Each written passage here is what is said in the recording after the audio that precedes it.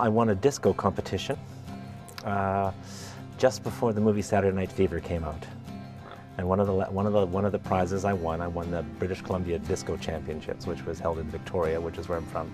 And one of the prizes was dance lessons at Arthur Murray's. And I went up there to the Arthur Murray studio in Victoria, and I said I didn't want the dance lessons, but I would love the opportunity to practice in the studio. And my lady up there said, absolutely, yes, you can practice here.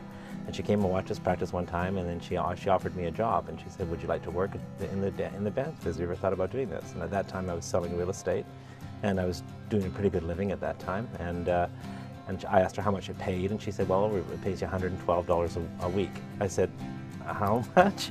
She said, $112 a week. I said, no, I'm not going to work for you. I can't work for that. And she said, well, make a promise to me. I'll train you, and if you ever decide to be in the dance industry, if you like to do this for a living, would you work for me? And I said, absolutely. So she trained me for a very long time, and she's still my teacher to this day.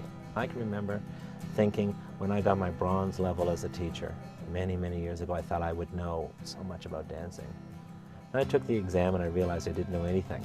So then I took my silver level. I thought, oh, I know. Well, the silver didn't. I went way up and taken all the certification you can possibly take through American style or ballroom style and also standard style and international style.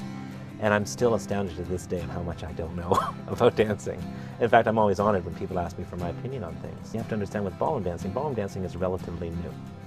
It's only been around maybe 125, maybe 150 years. I mean, the first time a man and woman actually danced together, facing each other, is when the Strauss waltzes came out. Up until that time, the man and woman only danced side by side.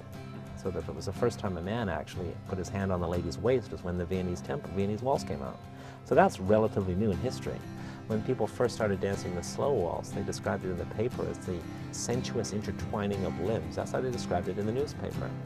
And now, of course, people are dancing salsa, and what they do now is, my gosh, you know, it wouldn't be acceptable now. What they were doing when I was competing a very long time ago, what they do now in the competition floor is completely different than what we were doing, right? Better. It's better.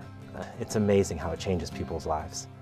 People come in here, and sometimes couples come in, and husbands and wives come in, and the man will come in and he's never done anything except go to a hockey game, and all of a sudden he can take his wife out dancing. And it's an amazing feeling for me to know that, wow, they're laughing and they're spending time together, because in today's world, people are so busy, you know, they work so hard. And so this is the one time they can come in and they can take a lesson and they can focus just on each other, and the rest of the world falls away.